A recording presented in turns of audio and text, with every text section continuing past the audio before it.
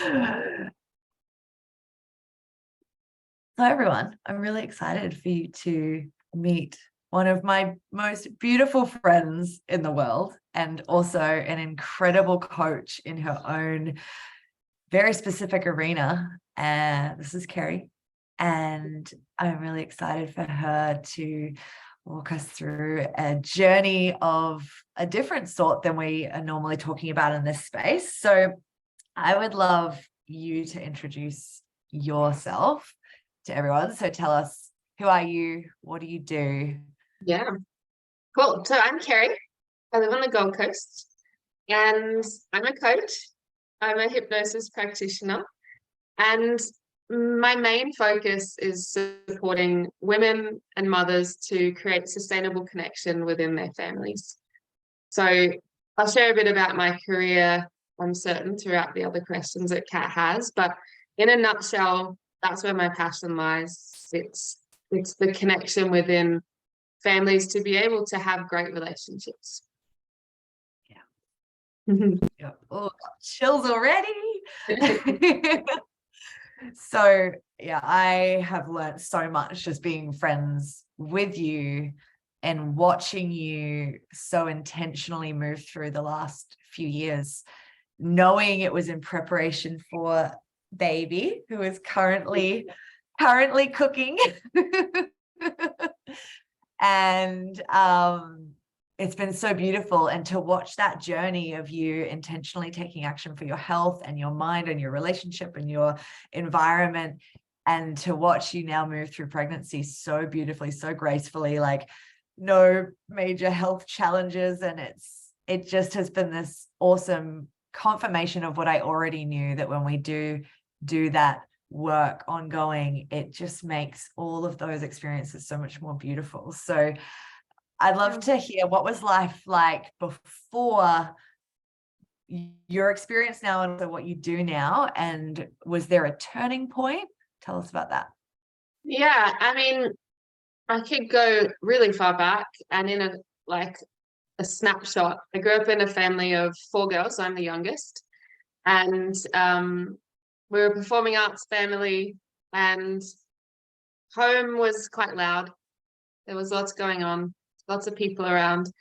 And it's something I haven't shared too much online yet. And it's a really great part of my journey, particularly as I'm venturing through motherhood as well, because there's so much intertwined as to the woman that I am today, because of how I was raised. And so I grew up, with lots of women around me, and some people would think that would be really soft and feminine. And it was, in the sense that my sisters and I weren't we didn't fight each other, and we would share clothes, and we were quite nice to each other.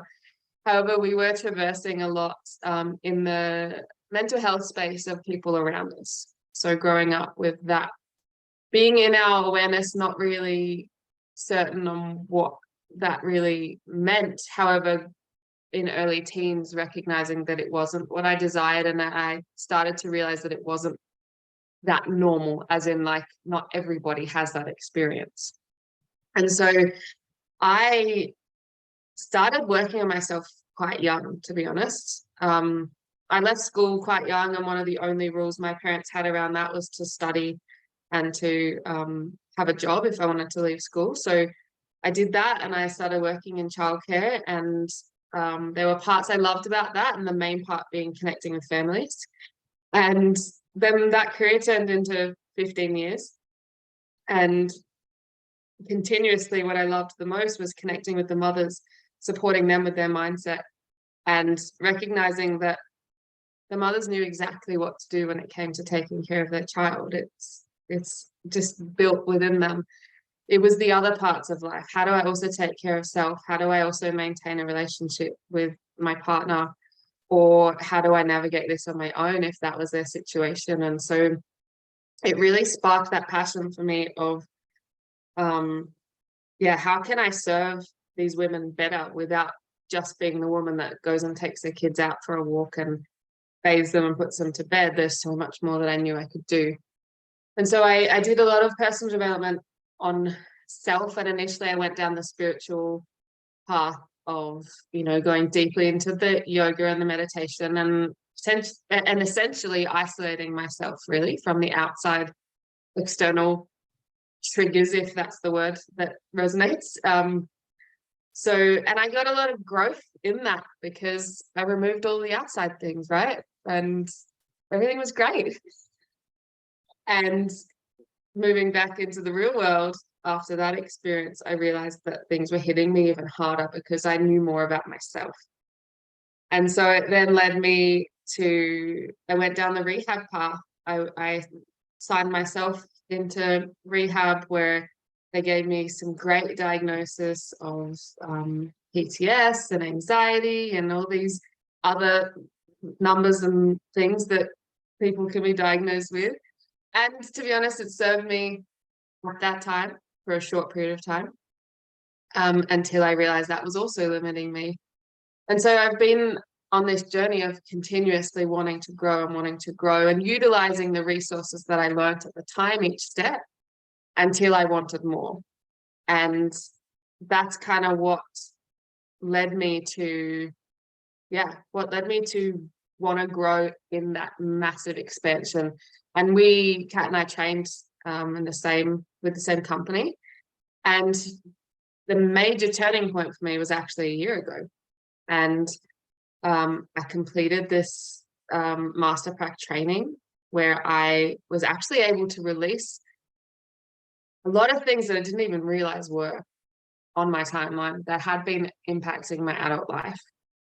And I also began to replace them with new things. So this entire year, although that course allowed me to release all the things, this entire year last year has been about replacing all of that was no longer serving me with new stuff that is great and that is really for my highest intention the whole way along, including conceiving our first baby. So it's really a huge belief of mine that on this journey of motherhood, and I believe that preconception is anything prior to conceiving a child, right? Our whole entire life.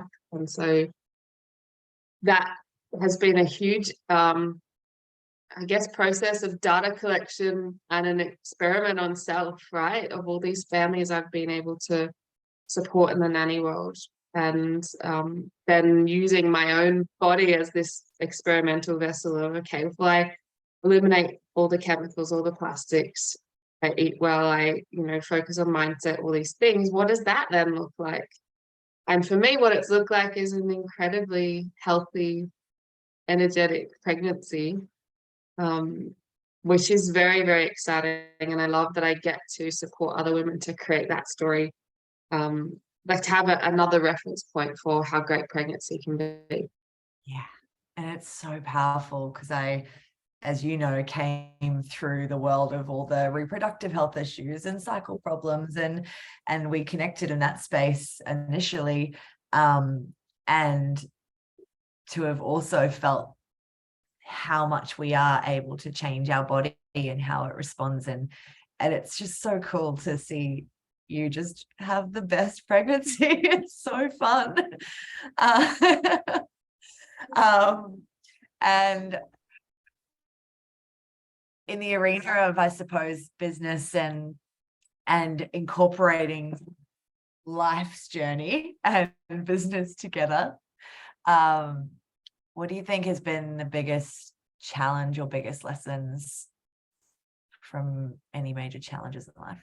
Yeah, I mean, something that really stands out for me is something that the language we utilize and within the community that Kat and I are part of, and is around changing tables.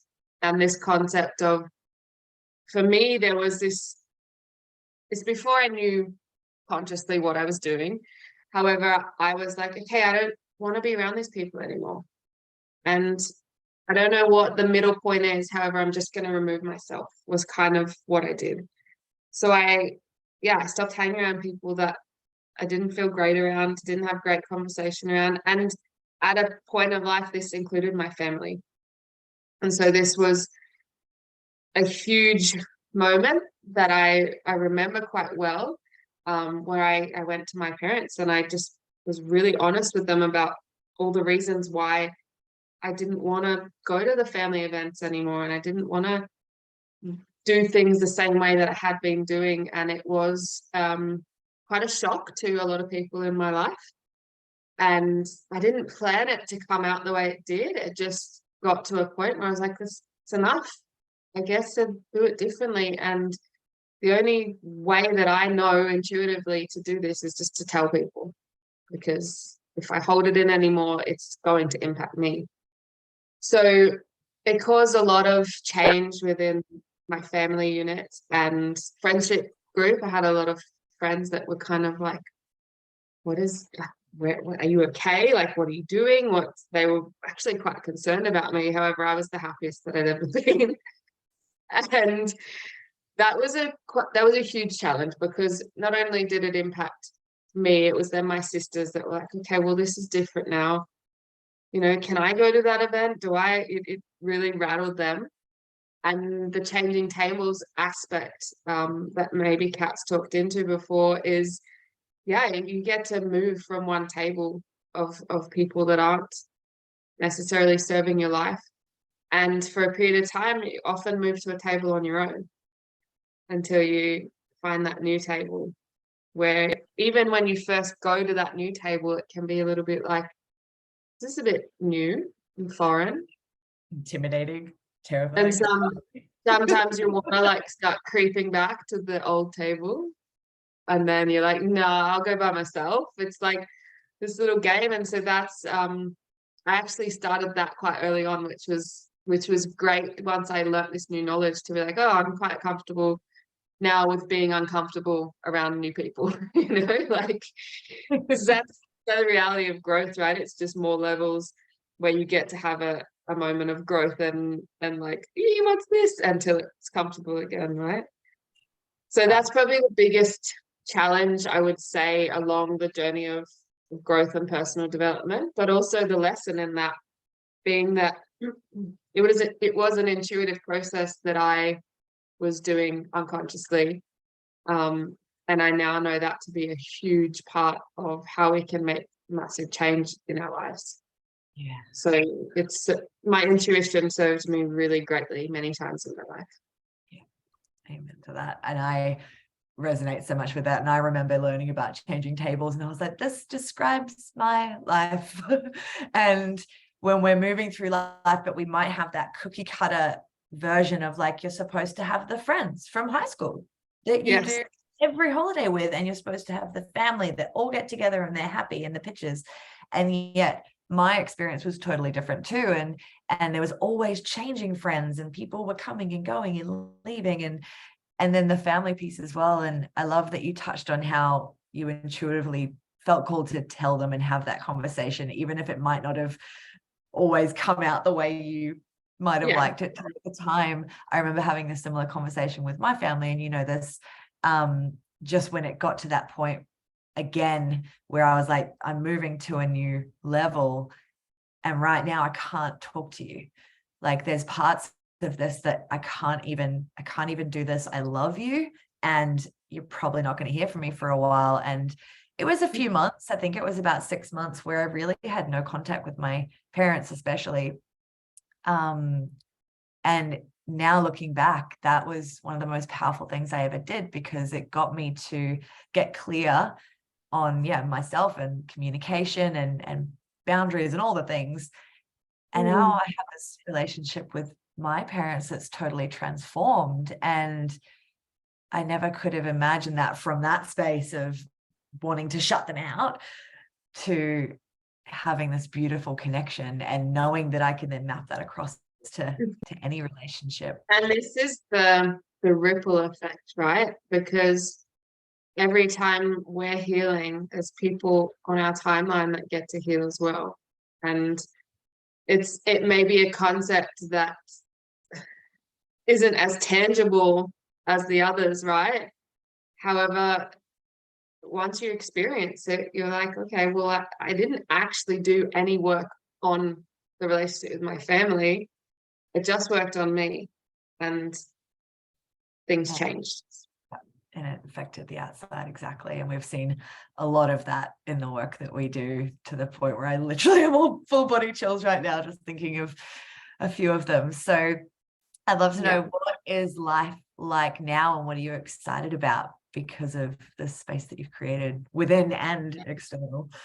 Yeah, and I think it's kind of the next step.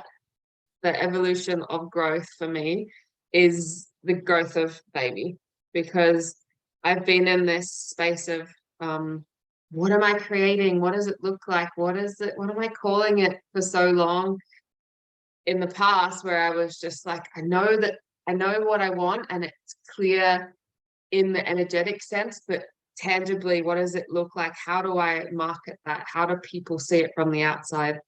And so that's what this last 3 or 4 months has been. We're now 6 months pregnant, so the first kind of trimester, first few months of pregnancy was like, whoa, that happened a lot faster than we thought, and we were calling it in, which is magical too. So it's that excitement of like, okay, the creation of my own reality is so powerful, and every time I create that new thing that I desire, I'm like, I'm a magician. This is amazing. Yeah, So what? Yeah, exactly. So what that looks like for me now is laser focus on the vision that I'm creating, and that is the support for women and families, and starting from those, I say preconception in this sense, being that that stage of life where you know that now is the time, or you feel it in your body that you want to call that in. So supporting women in those early stages of how they can support their mind and their bodies, potentially, if that's also something they want support with, to be able to call in what they desire from that energetic perspective as well. So connecting with some spirituality at the same time as the human experience of, okay, well, that person is bothering you or frustrating you. How can we use this as a coaching experience to also see what's within yourself? So moving forward, I've got some really great projects, programs, memberships that are about to launch, and it's the year of birth for me ahead, birth of all the things, which is Brilliant. yeah, definitely. I love that. And I like to ask everyone, because I coach leaders, and I like to remind everyone that we're all a leader, or whatever we want to think, because we're at least leading ourselves, and maybe we're leading a child, and maybe we're leading a family or a business or a corporation or a team. And I'd love to know what leadership means to you. Yeah, I love this question, because initially when I read it, I was kind of like, oh, I've actually never thought about that for myself. I'm unsure why, and it's great that it's come up now, because I get to really lean into it. And the first thing that came to me was, leadership of self. Leadership to me is leading myself consistently, gracefully, but also with that unconditional love piece in there. So consistently showing up for self, and in the leadership sense within coaching, being the flexibility to lead what people need, right? It's leading from a space of flexibility, being able to read between the lines, but also being so consistent in your self-leadership that you've got the structure within self to be able to then just navigate what others need. Yeah, absolutely. And you mentioned just before as well, which works perfectly with that, like how we can utilize some of those situations outside of us that might be annoying or upsetting or triggering to in a way to improve and create more of that foundation in us. And I know we've talked about it many times, like children are the biggest opportunity for that, because they're usually gonna know how to push all the buttons. And I think that's such a powerful thing. And I love that you remind yourself of that, but also are there to remind not yet mums, new mums, experienced mums, that it all comes back to actually like taking care of yourself, and that how that actually takes care of the kids so much.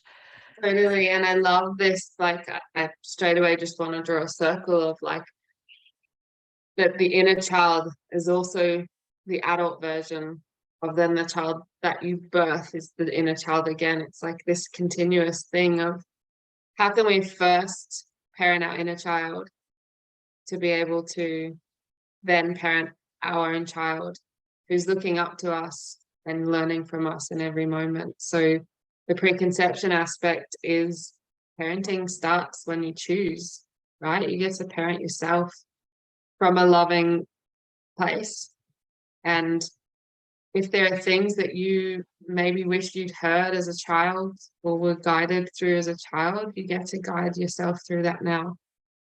And that's been probably some of the most powerful work that I've done with women, is that, and this is actually something that I'm just going to give away for free, is that when you have a challenge, one of the first things that I ask myself now is, if my child came to me with this problem at my age, came to me and I'm parenting them, what would you say back to them?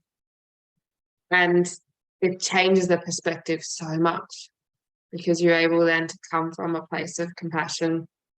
You're able to come from a place of potentially discipline, for lack of a better word. Like, how can you actually parent yourself in every challenge that comes up?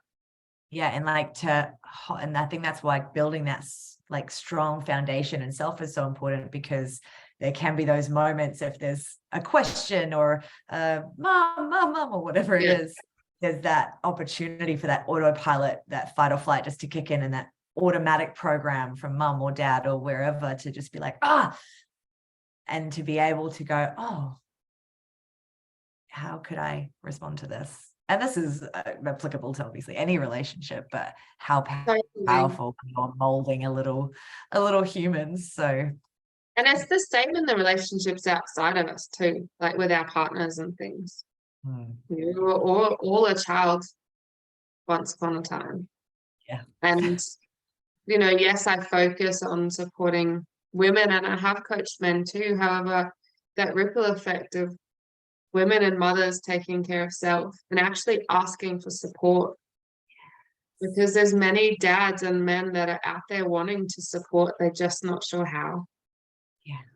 And so part of the work that I do as well is supporting women to connect with where is it that they want more support, and how can they actually make that happen, ask for what they want. So allowing men to step into that leadership role, that masculine, to hold their woman as well, and the family benefits. So the ripple effect is huge within any of this mindset work. And I think it's something that's probably not spoken about enough, to be honest, in that when one part of the couple chooses to coach or to invest in their mindset, it also impacts the partner and the children. So that's a really fun part of what we do. Yeah. And we were talking about a couple of references the other day in regards to relationship communication and men and women communication. And it comes up a lot when I'm especially coaching women in regards to men, and knowing those differences in how we communicate, knowing what each other needs, knowing that the man loves to fix, but that might mean he may not listen to what you say, and how to have those conversations so that you can both achieve a great outcome and support both needs. It's such powerful stuff, and none of which we learned growing up or in school, and that's not anyone's fault necessarily. It's just this opportunity we now have to do it, which is so cool. And I love that there are so many coaches out there, and we all coach different things. And this is why, because yes, you and I can touch on different things, and niching down isn't just about, I can't coach you also on that. It's just, these are the more common things that are in my awareness, right? Yeah. And knowing that we can refer each other to okay, well, you work mainly with men. I'm going to support your partner to, I have contacts for you. And it's actually such a great community of all-round support from a holistic perspective as well. So if you are that woman watching that's like, oh, my partner would never be into this stuff, they don't need to be. Just do you. And if they ask one day, then we can support you there too. Yeah. Yeah. And it's so true. And I've joked a lot with friends of mine who do the work, and their partners either just naturally gravitate towards it, and I truly believe that men are such kind of like an empty vessel for this stuff just to come through without having to actually do it, because they don't have all the overthinking and worrying about all the things that have to get done like we do. So it's a lot of the time that majority. Yeah. And a lot of my girlfriends kind of joke, they're just like, he's not done any of this work, but he just seems to have these downloads that I'm just like, oh. So when we learn to clear maybe our frustrations or anything on them, it allows them to be that masculine and that vessel and that solid support that perhaps they always were, but we might have created all sorts of problems or stories. So it's fascinating to feel and watch and there's such a rabbit hole we could go down on that concept. And I'm holding myself back, but I think it's that also for us women to be able to surrender. Because there's a lot of women that haven't experienced being truly in their feminine for so long. And I see that a lot in motherhood. It's okay, because mothering is actually quite a masculine thing in the sense of organization and timing and all the things. So yes, it's feminine in the sense that you're birthing and you're feeding and all of those things, and things that only a woman's anatomy can do. However, there's still a lot of masculinity in it. And so when we allow the men in our lives to step up and actually take some of that away and support them to know what that is that we need, then that harmonious masculine feminine gets to exist in the family as well. And women get to experience the lovely feminine. It's so cool. That surrender and trust. It's so beautiful, and I've loved watching that for you especially. And it's been awesome. And thank you. So I know we could go down a total rabbit hole with the masculine feminine. We'll leave that for another time. I think it's done really well. Yeah. To stay on I know. So awesome. I know you're launching a few different things coming up, but I would love for you to share where's the best place for people to find you, connect with you. Yeah, Instagram is where it's at. We are launching lots of new things. Me and my collaboration partner. So we have a masterclass in January, on the 9th of January, which will be a free event in the evening, and it is focused mainly at mums and is available for all women. So it's called Remembering Her. So coming back to basics of how can we focus in on actually what do we desire in life and what are the steps we can take to bring more of that into our life. So that's first up. We also have a group program, Choosing Her, which is kind of an evolution of the knowledge in Remembering Her, where we get to support women on a 4-week journey to be able to actually action those steps. And then we have a membership platform launching in February. So that's for any of the women that maybe aren't yet ready to commit to a program, and they just want to tap in, a couple times a month and have the support of us. So there's something available for women of all stages of life that are maybe new to personal development, or they're ready to go and dive deep. So it's really great that I'm able to share this with multiple networks, because I know that for me, I've known a lot of women that, at least if it's not them, they know someone else that could do with some support in the mothering space. So yeah. So I'm on Instagram at love.this.lifetime, and my name is Kerri Tyquin. And yeah, find me there first, and then I can guide you to all the motherhood things that I'm doing. Absolutely. And I'll pop those details in the show notes. I'm super excited to do this again as we move through this beautiful year of birth. Yes, and I love that you get to be in my environment for all of that too. Right. Yay. Yeah. Go chat soon. Yes. That one. Yeah. Cool. And stop that one.